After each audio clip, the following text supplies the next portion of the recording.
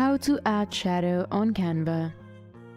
So first I'll just go ahead and click on create a design and I'll head to YouTube thumbnail. You can do this with any design that you are creating. Now that I am in this blank canvas, I'll go to elements and I'll upload a picture. Now moving on to adding shadows, you just have to click on this picture and these options will appear at the top. Now you have to go to edit image, and if you scroll down you'll be able to find shadows. These are all the shadow options that you have and I'll be choosing this one. Now again, if you want to adjust the intensity, you again have to click on it. Now you have the option to choose the amount of transparency and blur that you want, the color of the shadow, the angle and the offset.